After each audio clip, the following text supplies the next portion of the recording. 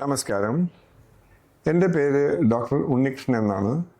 ഞാൻ തിരുവനന്തപുരത്തെ SUT hospital പട്ടത്തെ പ്രധാന വാസ്കുലർ സർജനാണ്.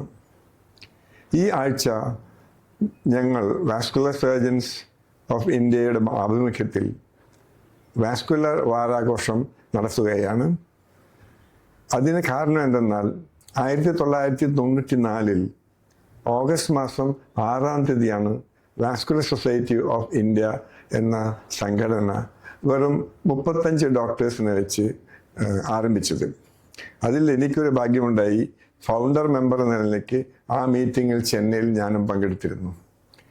വാസ്കുലർ അസുഖങ്ങൾ, ജീവിതശൈലി അസുഖങ്ങൾ എന്ന് പറയുന്നത് ശുദ്ധരക്തക്കുഴലുകളെയും അശുദ്ധരക്തക്കുഴലുകളെയും വരുന്ന അസുഖങ്ങളെ പറ്റി ചികിത്സിക്കാനും അവ മനസ്സിലാക്കാനും ഇമേജിങ് ചെയ്യാനും വേണ്ടി വന്നാൽ അത് കീഹോൾ സർജറി മുഖേനയോ അതും പറ്റിയില്ലെങ്കിൽ തുറന്ന ശസ്ത്രക്രിയ ചെയ്യുന്നുള്ളൊരു ശാസ്ത്ര ഭാഗമാണ്. അതിനുള്ള സംഘടനയാണ് ഞങ്ങൾ എല്ലാ വർഷവും വർഷത്തിൽ 2 പ്രാവശ്യമെങ്കിലും കൂടി പല അസുഖങ്ങളെ പറ്റിയും ട്രെയിനിങ്ങിനെ പറ്റിയും ആലോചിക്കുന്ന ഒരു അവസ്ഥയാണ് ഇപ്പോൾ ഉള്ളത്. ഈ വർഷം ആഗസ്റ്റ് 8-ാം തീയതി ഞങ്ങൾ വാസ്കുലർ ഡേ 2026 ആഭിമുഖ്യത്തിൽ SUT ഹോസ്പിറ്റലിൻ്റെയും വാസ്കുലർ സൊസൈറ്റി ഓഫ് ഇന്ത്യയുടെയും ആഭിമുഖ്യത്തിൽ ഒരു കണ്ടിന്യൂയിങ് മെഡിക്കൽ എഡ്യൂക്കേഷൻ എന്തെന്നാൽ ഒരു തുടർ വിദ്യാഭ്യാസ പ്രോഗ്രാമാണ് നടക്കുന്നത്. അത് ഹൈസിൻ ഹോട്ടലിൽ നടക്കും.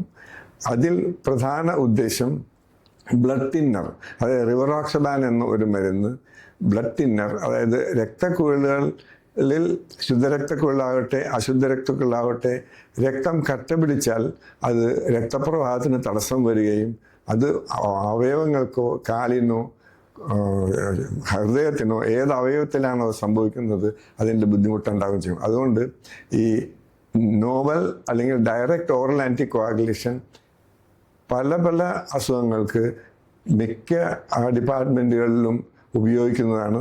അപ്പോൾ ഈ മരുന്നിനെ പറ്റി കൂടുതലായിട്ട് അതിൻ്റെ എക്സ്പീരിയൻസ്, അതിൻ്റെ ഇൻപുട്ട് എല്ലാം കൂടി മനസ്സിലാക്കി തുടർ വിദ്യാഭ്യാസം ട്രെയിനിങ്ങിനുള്ള ഡോക്ടേഴ്സിനും യങ്സ്റ്റേഴ്സ് ആയിട്ടുള്ള ഡോക്ടേഴ്സിനും ഫിസിഷ്യനും കൂടി വേണ്ടിയാണ് ഞങ്ങൾ നടത്തുന്നത്.